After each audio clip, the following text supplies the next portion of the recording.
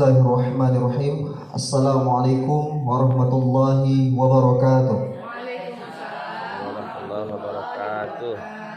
Innal hamdalillah, salatan wassalaman ala Rasulillah wa ala alihi wa sahbihi wa mawala. Mari sama-sama kita panjatkan puja dan puji syukur kita kehadirat Allah Subhanahu wa taala, yang mana Allah mesti memberikan kita kesehatan sehingga kita sama-sama dapat bertemu di lab ini dalam kegiatan yaitu seminar budaya positif.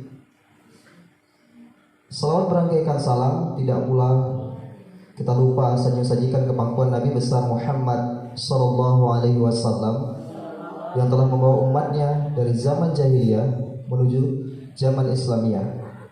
Yang saya hormati Bapak Ibu Wakil Kepala Sekolah, yang saya hormati para dewan-dewan guru sekalian. Sebelumnya saya sangat mengucapkan terima kasih kepada Bapak guru hebat sekalian karena sudah kiranya untuk meluangkan waktu sejenak dalam kegiatan kita hari ini, yaitu kegiatan seminar budaya positif. Sebelum saya masuk ke materi, saya ingin menyampaikan kepada Bapak Ibu sekalian, ternyata sungguh sangat banyak ilmu yang saya dapati ketika saya mengikuti kegiatan CGP. Salah satunya bertemu dengan rekan-rekan yang memang saling menguatkan satu dengan yang lain. Karena apapun ceritanya, untuk membuat sebuah perubahan, kita nggak bisa bekerja sendiri. Memang kita harus punya komunitas-komunitas untuk membuat sebuah perubahan. Jadi saya luar biasa, saya berterima kasih ada teman-teman saya yang sangat mendukung saya, Bapak Kepala Sekolah dan juga teman-teman hebat seperti Pak Nasrul yang sudah selesai jadi CP sekarang ya Pak ya, CP angkatan enggak CP lagi ya, guru penggerak GP udah ya, GP udah jadi GP, guru penggerak angkatan 5, alhamdulillah. Jadi banyak sekali motivasi-motivasi dari beliau yang sangat-sangat luar biasa. Tetapi apapun intinya, ketika saya mengikuti kegiatan ini, yang saya rasakan sangat senang. Bahkan kami ini dalam program pembuatan 2 buku. Jadi seperti dosen tahu. Jadi ada program kami membuat 2 buku. Yang pertama buku tentang terkait modul pembelajaran kami, dan yang kedua kami buat buku namanya ice breaking. Ya, jadi proses buku ice breaking, karena ketika kita punya suatu pembelajaran ice breaking, ketika memulai pelajaran itu akan lebih menarik untuk anak-anak ketika kita menguasainya. Oke, langsung saja sebelum saya mulai modul 1.4 budaya positif, saya ingin memberikan sebuah video. Ini mungkin kita akan sama-sama melihatnya dulu, nanti baru saya ingin sedikit menyampaikan apa inti daripada video tersebut.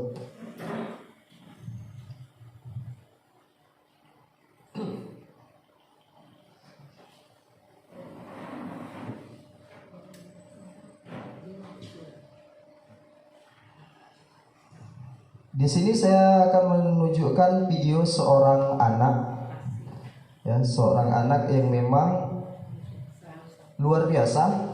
Kalau dilihat dari badannya, kalau dilihat dari segi posturnya, tidak mungkin dia bisa melakukan hal tersebut.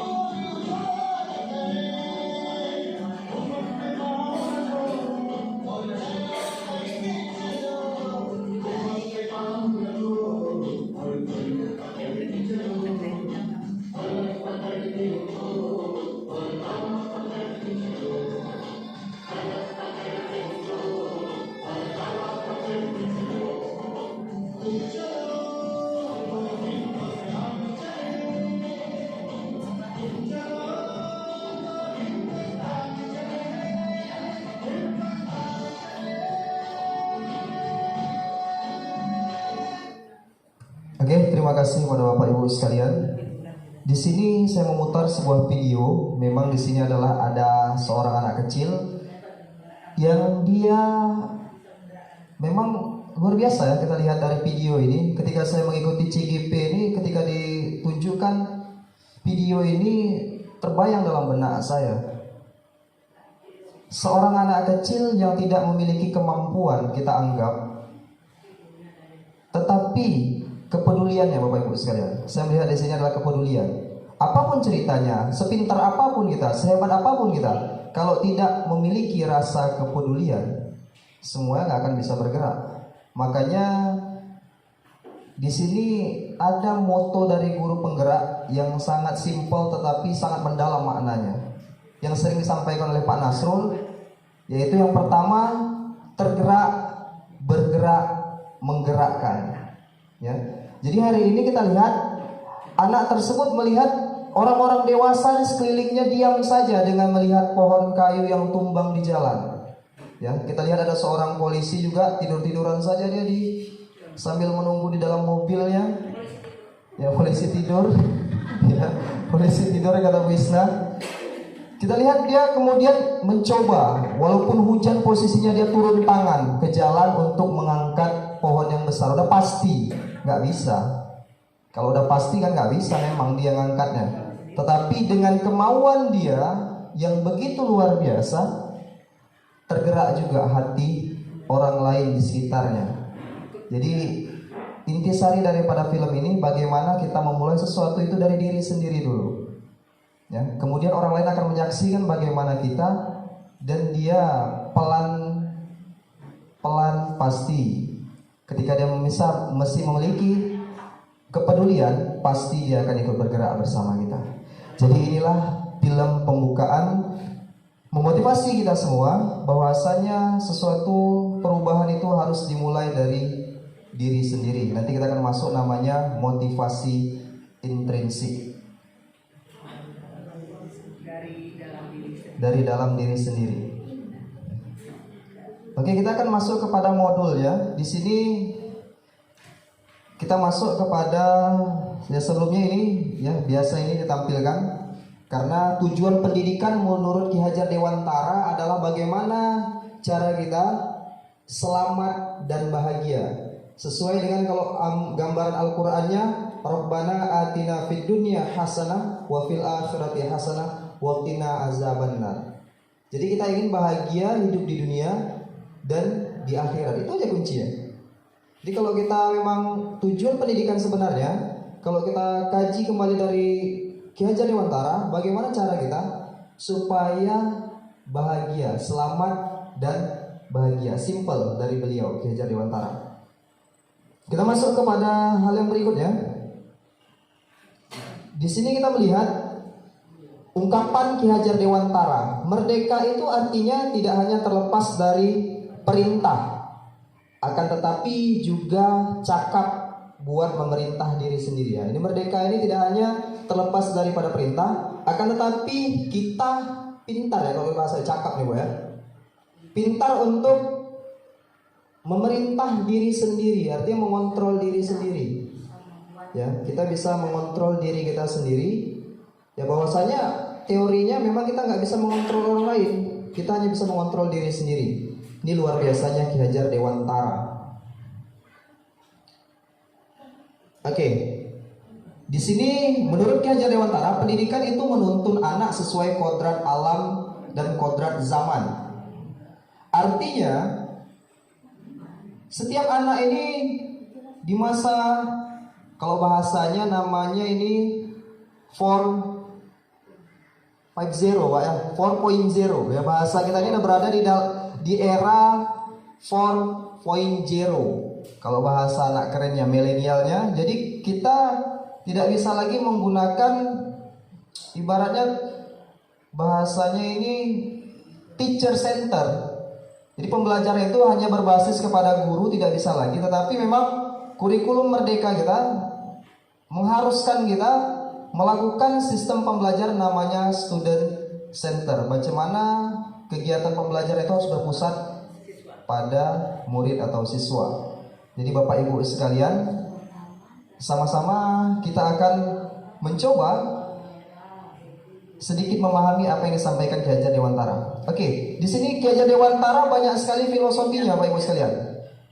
Ki Hajar Dewantara ini asiknya beliau ya. Saya bertanya juga nih sama pada waktu saya ikut CGP, saya bertanya juga, kenapa kita udah merdeka selama 77 tahun merdeka, kenapa pemikiran Ki Hajar Dewantara baru dibumingkan di tahun 2022 ya, lebih kurang mana salah 2022 baru dibumingkan kembali. Saya bertanya seperti itu. Ya banyak sekali ya mereka menjawab dengan instruktur tersebut dengan ya sangat-sangat luar biasa. Ya. Jadi ternyata pemikiran barat yang selama hari ini kita mungkin ingin tampil keren, mengikuti pemikiran barat, terkadang kita melupakan ada sosok seorang tokoh yang luar biasa, bolak-balik masuk penjara untuk pendidikan kita. Kita lupakan itu, maka dikembalikan kita kepada pemikiran Ki Hajar Dewantara. Ki Hajar Dewantara di sini dicontohkan dia ketika dia hendak ingin mengajarkan berhitung kepada cucunya, dia nggak ngajarin nak 1 tambah 1 berapa ya, enggak. Tapi dia ajak anaknya itu ke sebuah kebun, kemudian dia ajak melihat cucunya itu melihat bunga. Nah, coba kamu hitung berapa bunga yang berwarna merah. Nah, di satu sisi ini kan luar biasa, Bu. Memang orang-orang tua-tua kita dahulu memang luar biasa untuk mendidik. Cara berhitung tapi dengan cara yang asik, diajaknya berhitung bunga di taman. Jadi anak tuh nggak monoton hanya 1 tambah 1 sama dengan berapa, tapi diajak berhitung bunga tadi. Pasti dia dengan asik, ini yang merah, ini yang merah ini ada 4 yang putih ada 5 Berapa kira-kira kalau 4 ditambah 5? Ya luar biasa, pemikiran harus seperti itu.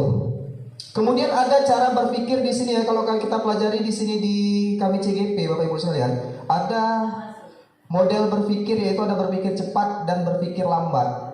Awalnya saya berpikir bagusnya tuh berpikir cepat tuh, jadi lebih cepat lebih bagus gitu ya. Tetapi ternyata pemikiran saya selama ini salah Bapak Ibu. Rupanya ada maksud daripada materi ini semuanya. Maksudnya kita tidak boleh memvonis anak ketika dia misalnya berbuat kesalahan langsung kita repet dia habis-habisan bertubi-tubi.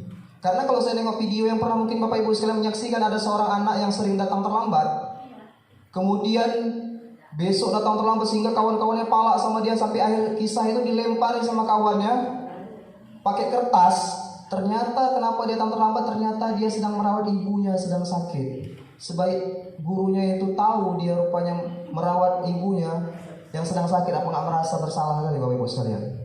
Artinya kita harus disuruh berpikir ini sebelum kita berbuat. Berpikir lambatnya artinya kita jangan langsung memvonis dia salah, tetapi kita telusuri dulu apa masalah, kenapa dia, penyebab dia terlambat. Jadi akhirnya kita akan menyesal. Dalam video tersebut guru tersebut bahkan menangis memeluk anak tersebut.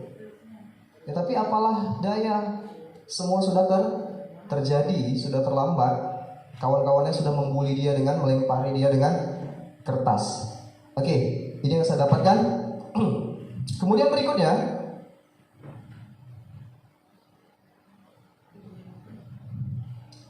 pertanyaan pemantik nih. Ini pertanyaan sekedar membuat kasih gambaran sebagaimana yang pernah disampaikan Pak Nasrul. Biasanya kalau hal yang diulang-ulang, sebenarnya kita akan belajar materi di hari ini adalah budaya positif. Kembali secara terminologi bahasanya, ya, secara etimologi dan terminologi, budaya itu kan suatu kebiasaan yang dilakukan berulang-ulang sehingga menjadi sebuah kebudayaan. Jadi artinya di sini kalau ingin membuat suatu budaya positif, kita harus menjadikan sesuatu yang positif tadi menjadi kebiasaan rutin kita, baru bisa menjadi sebuah budaya. Di sini ada pertanyaannya, hukuman dapat mendisiplinkan anak? Ya ini pertanyaan pertama ini. Sebelum saya ikuti CGP memang hukumannya tepuin kau. Ya Bapak Ibu sekalian ya. Jadi menghukum. Ya tapi ya. Jadi sebelumnya itu memang hukuman. Apalagi ada sempat saya dengar ada menteri yang mengatakan bahwasanya saya dulu pernah jadi seorang pengajar juga, guru. Kemudian anak-anak yang biasa ranking itu ketika dia sudah tamat itu nggak pernah dia nggak open sama kita sedikit pun, nggak open. Tetapi hari ini saya bilang gini sama mereka, Bapak Ibu sekalian, saya sampaikan kepada mereka begini, ketika kalian sudah tamat dari sini, ya, yang ranking 1 sampai dengan ibarat 5 atau 10 besar itu biasa sombong dia. Saya sampaikan itu. Dia berpikir berbuat baik pada guru itu karena hanya nilai saja. Tapi dia salah hari ini. Kalian pasti akan balik lagi ke sekolah ini. Yang paling pertama kalian akan minta leges ijazah, saya bilang. Jadi kalau kalian hari ini sombong dengan kami guru-guru, kalian pasti akan datang ke sekolah ini lagi. Ingat yang pertama, saya bilang. Yang kedua, rezeki seseorang itu bisa saja dari tangan guru-guru kita. Nah, rezeki yang diberikan Allah itu bisa melalui perantara siapapun guru kita. Saya contohkan pengalaman saya, Bapak Ibu sekalian. Bapak dulu waktu SMA, dari SD sampai SMA nggak pernah pergi ke Banda Aceh sama sekali. Karena ekonomi orang tua Bapak yang memang ya bahasanya menengah ke bawah. Tetapi pada waktu itu saya pergi ke rumah guru saya katakan. Kemudian bawa cuman buah pir. Bawa buah pir sama kue, Bu. Jadi saya bertamu, cerita-cerita, ngobrol, bagaimana kabarnya Wan? Alhamdulillah sehat. Udah selesai ngobrol, saya pulang. Jadi kata guru tersebut, nggak ada mau perlu apa-apa datang mari. Nggak ada, Bu, mau silaturahmi aja, Bu. Saya bilang, padahal saya ada perlu pada waktu itu. Tapi waktu saya datang nih pasti ada perlu nih makanya datang kemari. Diponisnya kan. Saya ngambil gerak cepat terus lah Bapak Ibu ya kan. Sampai saya ngomong nih, ini ketahuan nanti nih apa maksudnya. Jadi saya pulang aja, saya permisi. Bu, saya izin ya pulang. Jadi nggak ada perlu apa-apa nih. Nggak ada, Bu. Irwan udah pernah pergi ke Banda? Nggak pernah, Bu. Mau pergi ke Banda? Mau lah, Bu. Nah, tanya sama orang tua, minta izin, kemudian nanti balik kasih tahu. Ternyata saya dibawa ke Banda Aceh, bahkan di luar prediksi saya, Bu. Semua biaya gratis, mobil sama mobil ibu itu beserta rombongan keluarga, dan juga kami langsung tembak ke Sabang pada waktu itu. Dan saya dapat uang 200.000 lagi untuk jajan dari pihak keluarganya.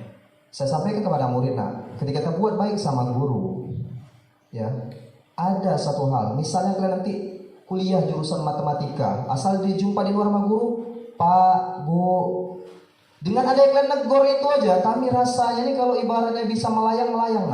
Ketika kalian mengucapkan kalimat Pak dan Bu ketika sudah tamat, ini rasa senang dalam hati luar biasa. Saya sampaikan sama mereka, Bapak Ibu sekalian. Luar biasa rasa senang kami. Nanti bisa jadi kalian tetap tamat jurusan matematika. Pasti guru nanya tuh, gimana kabarnya nak? Udah selesai sekolahnya? Udah. Jurusan apa? Matematika. Pas kali nih di SMP 2 ada lowongan matematika nih. Kamu mau masuk? Coba kamu buat surat lamaran pekerjaan. Ini salah satunya, nak. Kalau kalian berbaik hati terhadap guru, mereka mengangguk, ya.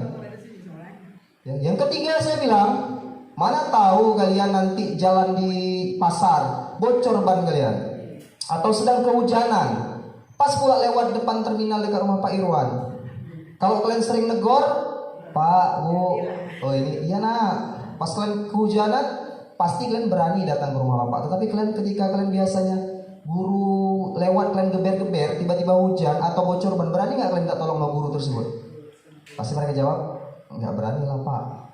Jadi apa yang kalian buat sebenarnya akan kembali kepada diri kalian sendiri. Langsung Pak dipraktekkannya.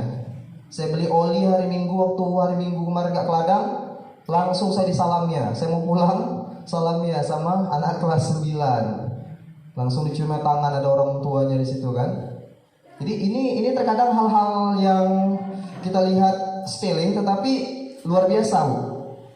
Oke, yang kedua, pemberian hukuman dengan hal positif seperti membaca atau membersihkan halaman sekolah dapat meningkatkan disiplin anak. Apakah setuju ini Bapak Ibu sekalian? Nanti akan kita lihat ke depannya. Kemudian memberi penghargaan dapat meningkatkan motivasi belajar anak. Kasih penghargaan, kasih hadiah, ya. Jadi nanti kita lihat. Oke, langsung saja kita masuk kepada lihat disiplin positif, nilai-nilai kebajikan universal, ya, nilai-nilai kebajikan universal. Ini kita masuk nih, Bu, Bapak Ibu sekalian. Perubahan paradigma stimulus respon. dan teori kontrol. Hari ini kita mesti menggunakan stimulus respon. Ya, apa bedanya stimulus respon dan teori kontrol? Di sini kita lihat Bapak Ibu sekalian, bahwasanya ini kan paradigma. Paradigma ini kalau kita kuliah ini ibaratnya pemikiran ya Bapak Ibu sekalian ya. Salah satu perubahan paradigma pemikiran kita hari ini kan stimulus respon. Kita mencoba mengubah orang lain agar berpandangan sama dengan kita.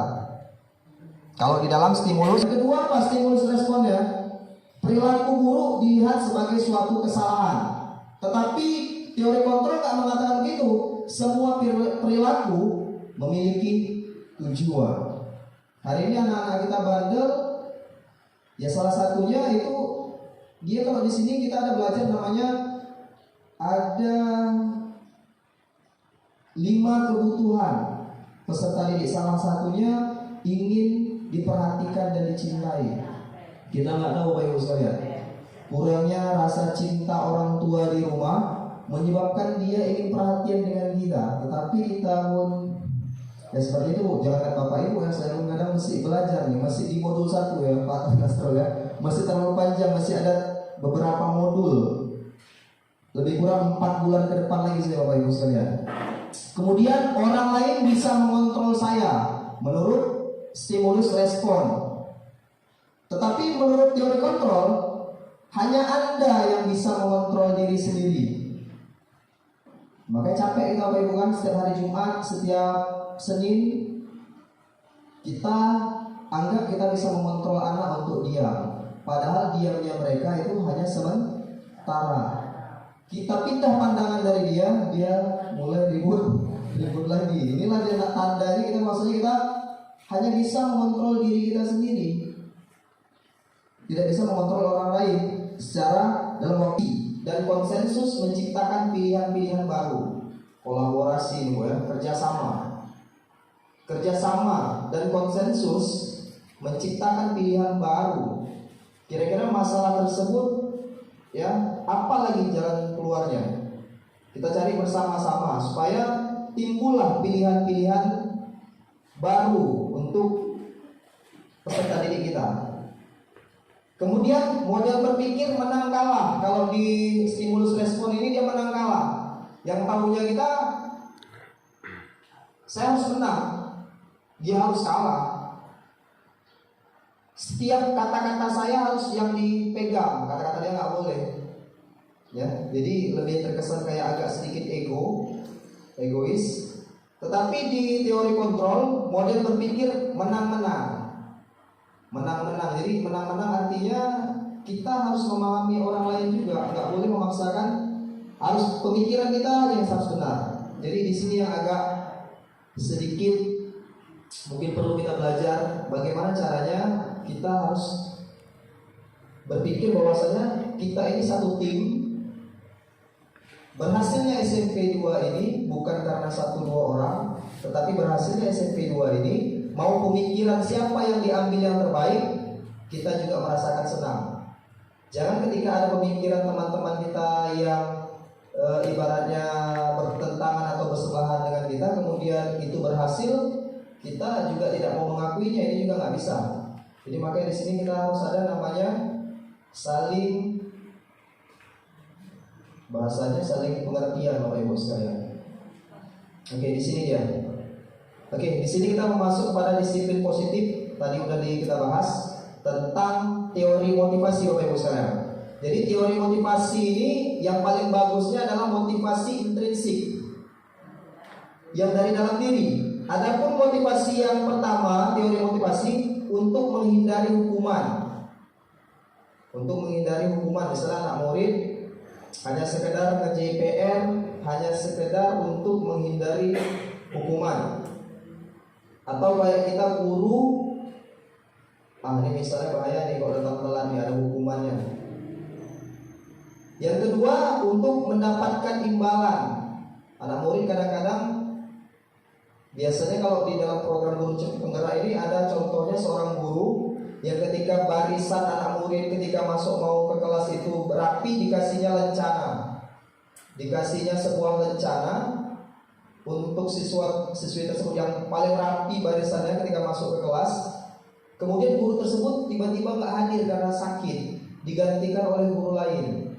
Guru lain nggak tahu kebiasaan guru tersebut, biasanya supaya anaknya itu masuk ke dalam dengan kasih rencana supaya rapi. Pas guru lain menggantikan dia nggak tahu, jadi akhirnya anak-anak ini berserangan. Jadi artinya di sini berbuat sesuatu karena ada imbalan. Ketika nggak ada imbalan, kita ya udah nggak mau lagi berbuat sesuatu. Tetapi yang paling baik adalah bagaimana caranya motivasi itu, yaitu dari diri sendiri, yaitu motivasi intrinsik untuk menghargai diri sendiri. Nanti kita akan melihat contoh-contoh video yang diri sendiri dan orang lain. Benar kata Bapak Kepala Sekolah pada waktu itu. Saya nggak tahu karena saya belum jadi pegawai Pak. Jadi ada apa gitu ya. Jadi ada salah satu butir daripada pegawai itu. Maksudnya kita itu memang harus ada salah satu disiplin. Jadi salah satunya tepat waktu. Karena kita ketika kita tepat waktu, salah satunya berkah apa yang diberikan, imbalan yang diberikan pemerintah kepada kita berkah. Jadi saya belum sampai ke ranah itu. Saya juga kadang-kadang juga telat, tapi inilah salah satunya bagaimana cara kita berubah perlahan demi perlahan. Ya, kemudian ada 5 posisi kontrol. Nah ini nih, Bapak Ibu sekalian nih, yang kemarin tuh mungkin kalau di sini.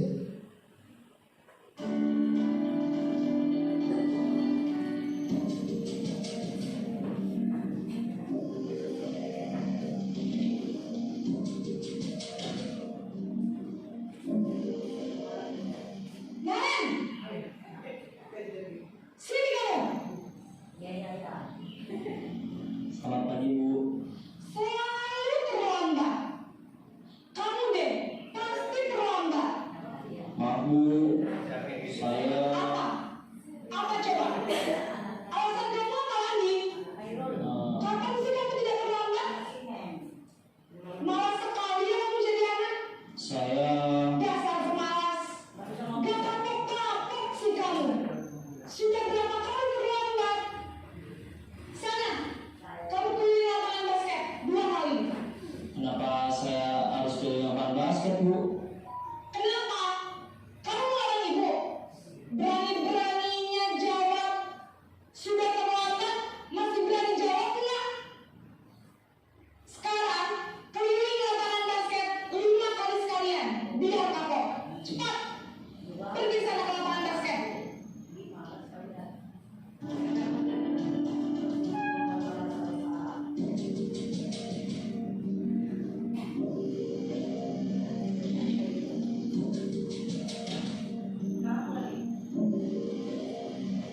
Dan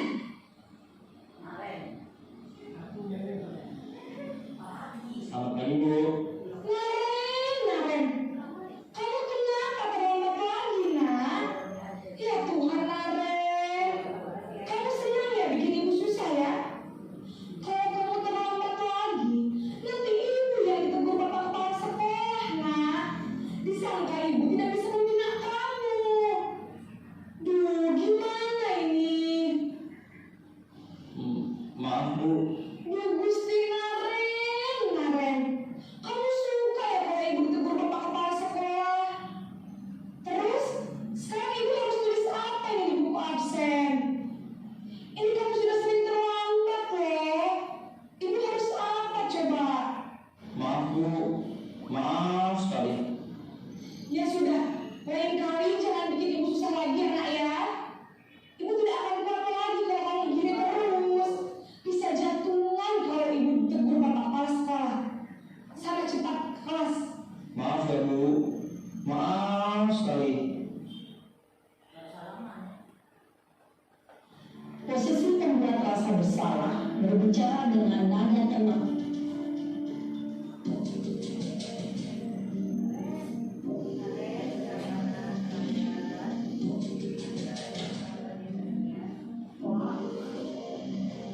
Dan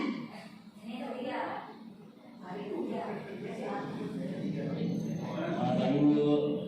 wah, sudah jam berapa ini nak? Terlambat lagi ya sayang. Iya Bu, habis ibu saya belum membangunkan saya Bu. Kamu mau menyalahi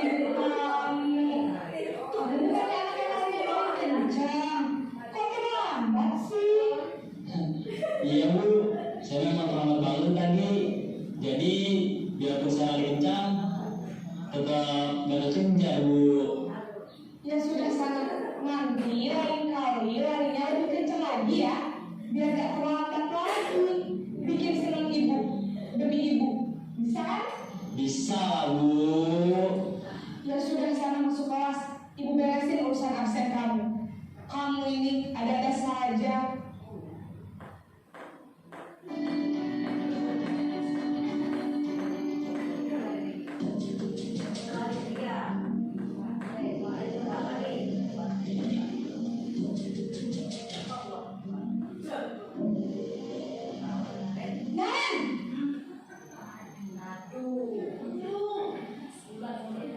Selamat pagi Bu. Naren, apa peraturan sekolah kita tentang jam berapa kita harus masuk sekolah, nah? Kita harus di sekolah jam 7 Bu. Iya betul, sekarang sudah jam 7.20. Naren sudah tahu konsekuensinya jika terlambat hadir. Paham Bu. Saya harus tinggal kelas pas jam istirahat selama 20 menit. Iya benar, konsekuensinya demikian. Jadi nanti jam 9.30 pas istirahat, kamu harus tinggal di kelas, kerjakan tugas tambahan untuk ketertinggalan kamu, ya? Baik Bu.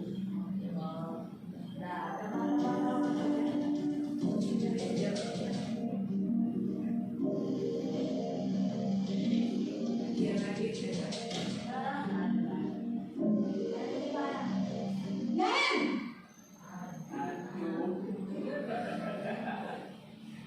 Selamat pagi Bu. Selamat pagi Naren. Maaf Bu, saya terlambat. Iya, sekolah masuknya jam 7, sekarang sudah jam 7.20. Jadi sekarang bagaimana ini Naren? Maaf Bu, saya lupa tahu alarm saya semalam. Baiklah, menurut kamu, keyakinan sekolah yang mana yang perlu kamu tingkatkan? Menghargai diri sendiri dan orang lain mungkin ya Bu. Setuju. Jadi, apakah Naren meyakini prinsip saling menghormati tersebut? Iya Bu, saya meyakininya. Apakah Naren bersedia memperbaiki masalah keterlambatan ini? Bersedia Bu. Bagaimana kamu akan memperbaiki masalah keterlambatan ini? Saya akan coba untuk tidak lupa menyetel alarm saya Bu. Baik, kalau Naren lupa menyetel alarm di rumah, ada orang yang kira-kira bisa bantu mengingatkan tidak? Ada Bu, kakak saya, Kak Emma. Ada lagi selain Kak Emma? Selain Kak Emma, ada ibu saya. Baik, jadi yang mengingatkan Naren adalah Kak Emma dan ibu kamu ya. Kira-kira akan mulai start alarm kapan nih Naren? Setelah pulang sekolah, akan segera saya lakukan. Baik, jadi Naren akan setel alarm untuk bangun besok pagi dan akan diingatkan oleh kakak dan ibunda Naren ya. Ada lagi yang mungkin perlu dilakukan Naren agar tidak terlambat bangun lagi? Tidak ada Bu. Baik Naren, terima kasih untuk kerjasama kamu. Sekarang kamu perlu kembali ke kelas untuk belajar. Baik Bu, terima kasih.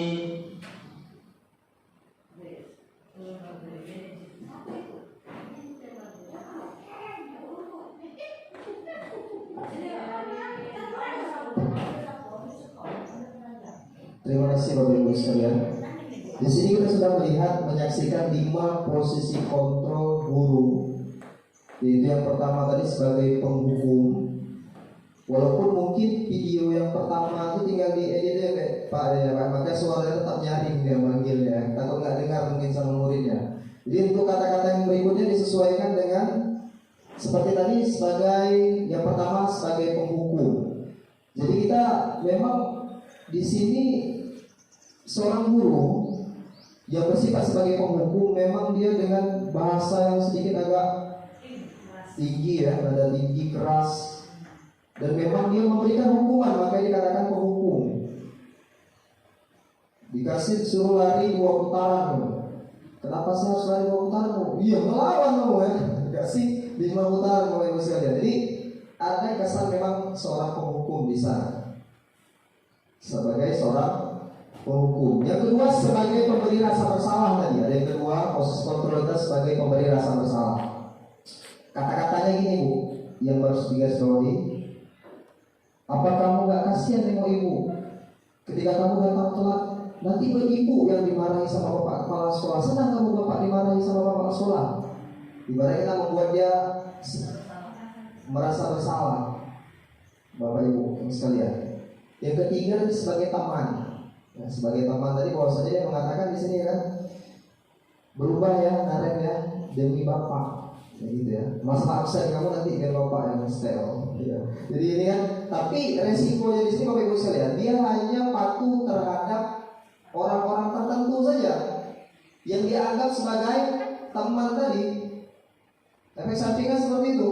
Jadi ketika dia merasa guru lain yang memang nggak membuat dia seperti teman itu tadi, nggak mau dia melakukan hal yang sama. Makanya, oke bu, sip bu, aman itu. Yang keempat tadi sebagai pemantau atau tim monitor. Jadi kalau untuk sebagai tim pemantau ini, jadi setiap guru ini harus memang punya data-data lengkap, Bapak Ibu sekalian, punya data-data lengkap, yaitu terkait dengan peraturan-peraturan apa saja yang telah kita buat, dan memang data-data tersebut terperinci. Jadi dia tinggal balik kepada ketika anak tersebut membuat kesalahan, ya bahwasanya tadi istilahnya mereka masuk di sana jam 7 pas, dia terlambat jam 7.20 menit terlambat. Jadi sebagai konsekuensinya dia harus tinggal kelas, ya, tinggal di kelas maksudnya tadi, bukan tinggal kelas ya, tinggal di kelas ketika orang lain sudah istirahat, dia harus tambah waktu 20 menit yang dia telah tadi. Jadi nggak istirahat ya, menambah, diambil di jam waktu istirahat dia tadi untuk membayar atau menebus keterlambatan dia. Itu yang dilakukan tadi posisi pemantau. Jadi itu juga harus punya peraturan masing-masing. Yang terakhir tadi yang paling kita harapkan dan memang di program ini adalah salah satunya sebagai manajer, Bapak Ibu. Sebagai manajer memang luar biasa kalau kita mampu melakukannya dengan baik. Dia ada namanya segitiga restitusi. Nanti kita akan melihat segitiga restitusi. Bahwasanya dia menanyakan dulu, pertama dia menstabilkan identitas, ya. Menstabilkan identitas. Jadi menstabilkan identitas, misalnya kalau kita ada anak yang ini membuat kesalahan misalnya, bahwasanya kita mengatakan seperti menstabilkan identitas mereka tersebut. Contoh, misalnya ada anak kita yang terlambat misalnya, kita harus menstabilkan identitasnya terlebih dahulu dengan kalimat, ada beberapa kata, nanti kita akan pelajari kata-katanya. Salah satunya yang bahwasanya kita tanyakan kenapa dia ibaratnya sudah terlambat. Kalau tadi di video tadi bahwasanya kita masuk kemarin jam 7, tetapi kamu sudah terlambat 20 menit daripada waktu tadi. Jadi kita stabilkan dulu identitasnya. Kalau kita masuk ruang kayak saya kemarin, menstabilkan identitasnya buat bahwasanya tidak ada manusia yang sempurna. Tidak ada manusia yang sempurna. Setiap orang pernah berbuat kesalahan. Tetapi sebaik-baik manusia adalah manusia yang ingin belajar daripada kesalahannya. Kita sampaikan seperti itu, kemudian baru masuk namanya validasi tindakan. Tindakan apa? Ya, jadi dikembalikan kepada kesepakatan atau keyakinan kelas tadi. Ketika dia telat, apa berarti keyakinan kelas apa yang udah kamu, atau keyakinan sekolah kalau tadi ya, keyakinan sekolah apa tadi yang udah kamu langgar?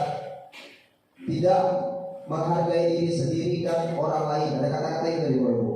Di sini saya tidak menghargai diri sendiri dan orang lain karena saya telat. Itulah salah satu kata kunci daripada validasi kebutuhan, atau di satu sesi adalah validasi tindakan yang salah. Kemudian yang ketiga adalah ini, kembali ke yang ketiga, untuk menanyakan keyakinan kelas. Jadi apa keyakinan kelas yang telah, dan apa solusi daripada tindakan sinaren tadi, bahwasanya dia akan memasang alarm supaya dia bangunnya lebih. Jadi dia berpikir sendiri. Jadi manajer ini ibaratnya menyuruh anak untuk memikirkan sendiri apa hal yang akan dia lakukan selanjutnya. Jadi dia tidak memiliki ibaratnya paksaan dari kita, tapi dia berpikir sendiri, pasang alarm Pak.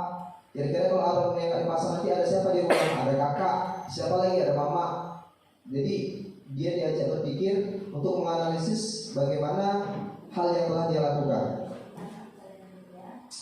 Kalau kita bisa melakukan ini, memang inilah harapannya, Bapak Ibu sekalian. Harapan kita bisa menjadi seorang manajer, tapi satu hal pasti segala sesuatu perubahan membutuhkan proses. Kita kembali kepada materi selanjutnya tadi.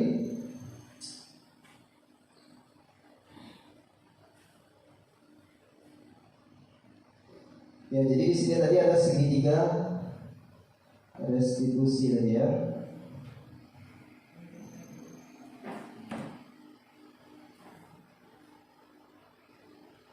Nah, ini dia. Di sini kita melihat apa makna disiplin sebenarnya. Ya, disiplin. Kalau di Indonesia itu disiplin Bu, dilihat yang paling bawah. Ya, kalau seharusnya disiplin itu artinya belajar, ya asal katanya. Di sini ada juga dari Socrates dan Plato, ya, tentang masalah disiplin, pengertian disiplin. Kalau di Indonesia ini disiplin ini lebih identik, ya konotasinya sesuatu yang dilakukan seseorang pada orang lain untuk mendapatkan kepatuhan. Kecenderungan umum adalah menghubungkan kata disiplin dengan ketidaknyamanan. Kalau kata-kata harus disiplin kita nih, dan gak nyaman kita nih. Karena kedisiplinan di sini, ya, di Indonesia ini tepatnya bagi kita, segala sesuatu yang pasti bisa membatasi, biasanya bisa datang sesuka hati, harus datang lebih awal.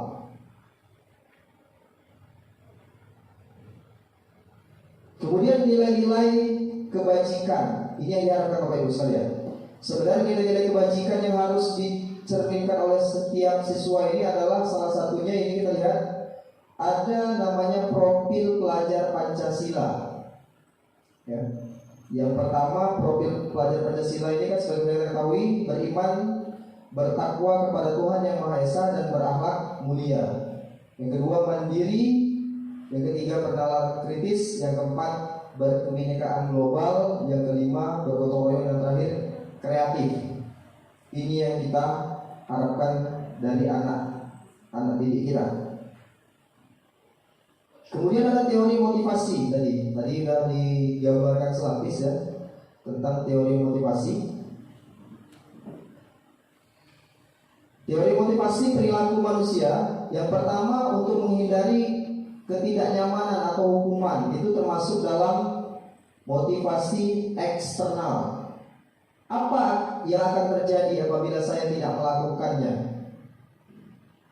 Kan itu pertanyaannya Bapak Ibu sekalian. Yang kedua, untuk mendapatkan imbalan dari orang lain atau institusi, apa yang akan saya dapatkan apabila saya melakukannya? Menanyakan apa yang akan kita dapatkan. Kalau nggak ada, nggak kita lakukan. Berarti itu mesti motivasi eksternal. Yang terakhir, yang ketiga adalah untuk menghargai diri sendiri. Saya akan menjadi orang yang seperti apa bila saya melakukannya? Ini pertanyaan dalam diri kita Bapak Ibu sekalian. Akan menjadi orang yang seperti apa bila saya melakukannya? Ini adalah motivasi internal. Sebaik-baik daripada teori motivasi adalah motivasi internal, karena dia tidak dipengaruhi oleh orang-orang di sekitarnya, tetapi kita memang sadar bahwasanya harus melakukan hal itu untuk diri kita dan orang lain. Kemudian tadi restitusi, ya, di sini restitusi adalah proses menciptakan kondisi bagi murid untuk memperbaiki kesalahan mereka, sehingga mereka bisa kembali pada kelompok mereka dengan karakter yang lebih kuat. Ya, jadi bagaimana caranya mengembalikan siswa-siswi kita setelah dia melakukan kesalahan, supaya dia tidak merasa bahwasanya setelah saya melakukan kesalahan, ibaratnya dia merasa hidupnya ini akan dilihat orang ini bagaimana gitu. Jadi bagaimana cara seorang guru itu bisa menguatkan karakternya untuk menjadi lebih kuat lagi dalam proses restitusi namanya, yaitu proses menciptakan kondisi bagi murid untuk memperbaiki kesalahan mereka.